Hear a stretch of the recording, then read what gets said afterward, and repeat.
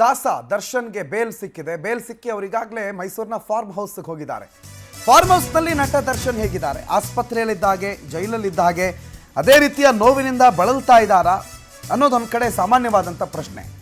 ಆದರೆ ಫಾರ್ಮ್ ಹೌಸ್ನಲ್ಲಿ ಜಾಲಿ ಮಾಡ್ತಿದ್ದಾರೆ. ಯಾಕೆ ಅಂತಂದರೆ ಅಲ್ಲಿರುವ ಎಲ್ಲ CCTV ಕ್ಯಾಮ್ರಾಗಳನ್ನು ತೆಗೆಸಿಬಿಟ್ಟಿದ್ದಾರೆ. ಫಾರ್ಮ್ ಹೌಸ್ನಲ್ಲಿ ಹಲವು CCTV ಕ್ಯಾಮ್ರಾಗಳಿತ್ತು, ಆದರೆ ಅವೆಲ್ಲವನ್ನು ತೆಗೆಸಿದ್ದಾರೆ. ಮೈಸೂರಿನ ನರಸೀಪುರ ರಸ್ತೆಯಲ್ಲಿರುವ ವಿನೀಶ್ ಫಾರ್ಮ್ ಹೌಸ್ನಲ್ಲಿ ಫಾರ್ಮ್ ಹೌಸ್ ಗೇಟು, ಮರಗಳಲ್ಲಿದ್ದಂಥ CCTV ಕ್ಯಾಮ್ರಾಗಳನ್ನು ತೆಗೆದುಹಾಕಲಾಗಿದೆ.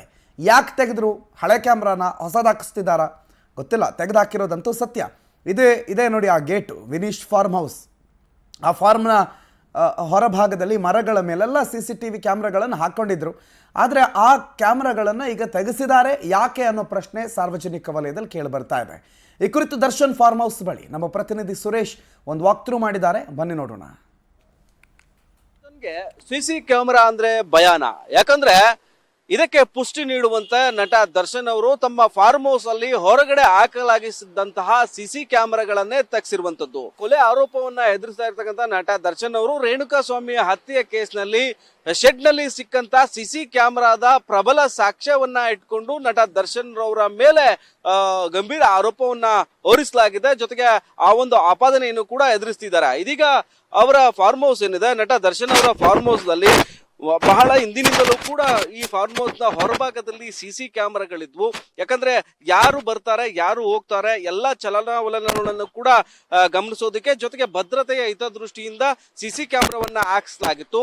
ಯಾಕಂದ್ರೆ ಅದಾದ ಬಳಿಕ ಇದೀಗ ರೇಣುಕಾ ಸ್ವಾಮಿ ಕೇಸ್ ಆಗ್ತಿದ್ದಂತೆ ಇದೀಗ ನಟ ದರ್ಶನ್ ಅವರ ನಟ ದರ್ಶನ್ ಅವರ ಫಾರ್ಮ್ ಹೌಸ್ ನಲ್ಲಿ ಹಾಕಿಸಲಾಗಿರ್ತಕ್ಕಂಥ CC ಕ್ಯಾಮೆರಾಗಳನ್ನು ಕೂಡ ತೆಗೆಸಲಾಗಿರ್ತಕ್ಕಂಥದ್ದು. ಯಾಕಂದ್ರೆ ಇಲ್ಲಿ ಏನಾದ್ರೂ ಅನಾಹುತಗಳು ಆದ್ರೆ, ಅಹಿತಕರ ಘಟನೆಗಳು ಸಂಭವಿಸದಂತ ಸಂದರ್ಭದಲ್ಲಿ ಆ CC ಕ್ಯಾಮೆರಾಗಳು ಸಾಕ್ಷಿ ಆಗಬಹುದು ಅನ್ನೋ ಒಂದು ಉದ್ದೇಶದಿಂದ ತೆಗೆಸಲಾಗಿದ್ಯಾ ಅನ್ನೋ ಒಂದು ಅನುಮಾನಗಳು ಕೂಡ ಇದೆ.